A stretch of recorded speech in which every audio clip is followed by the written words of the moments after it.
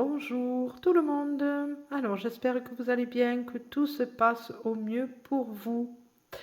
Alors, tirage général pour savoir dans quelle situation l'on se trouve, que ça peut parler autant au féminin qu'au masculin. Voilà, prenez que ce qui résonne vraiment en vous. D'accord? Voilà, soyez amène. Voilà, de ressentir s'il y a des résonances par rapport à ce qu'ils se disent, par rapport à ces cartes ou pas. Voilà. Alors, j'ai pris l'oracle des nombres, justement, parce que je me servais en même temps des chiffres. Et là, c'est vraiment quelque chose vraiment de... Waouh, pour moi, il y a vraiment le continuum par rapport au 27, au 5 et au 37. Je vais vous expliquer. Le 27, c'est le chiffre 9. D'accord? Le 2, c'est le couple intérieur et le 7, c'est au niveau la reliance avec le divin. Qui fait que votre créativité, justement, le divin vous octroie, vous envoie l'énergie nécessaire à l'intérieur de vous pour faire ressortir, vous appelle à ressortir votre créativité, qui est là, qui est sous-jacente et qui n'attend que sortir. Voilà. Donc, le divin vous fait savoir, vas-y, fonce, pousse la porte et va créer de belles choses.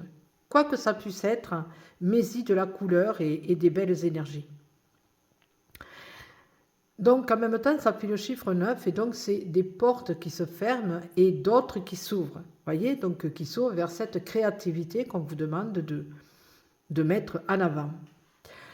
La carte du milieu, c'est la carte 5, le changement. On fait savoir que justement, à partir du moment où vous allez pousser cette porte, le changement va se mettre en action. Le 5, c'est l'harmonie.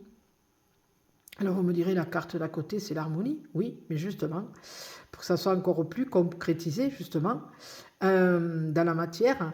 Et là, le 5, c'est l'harmonie. Et c'est, comme je dis souvent, c'est comme un cheveu sur la soupe. Vous voyez, ça y est, je commence. Pour ceux qui me connaissent, savent très bien. Voilà. Bref.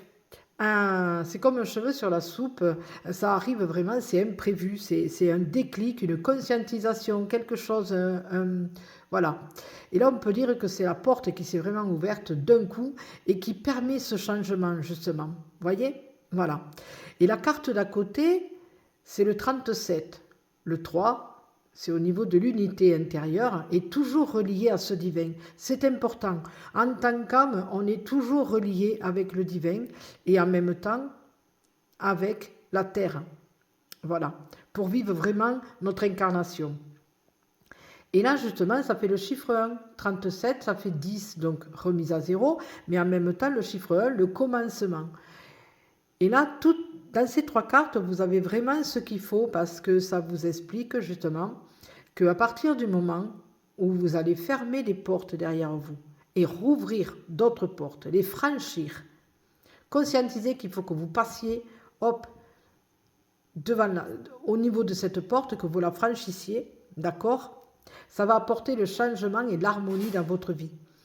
Tout cela parce que vous acceptez de faire sortir votre potentiel que le divin vous envoie, vous fait passer à travers vous, cette créativité qui va vous permettre de montrer vraiment les capacités que vous avez et le potentiel pour apporter aux autres, mais en même temps pour vous apporter l'harmonie intérieurement, apporter cette unité au niveau du couple, voilà, faire les changements nécessaires qui sont vraiment importants maintenant, en cette année 9.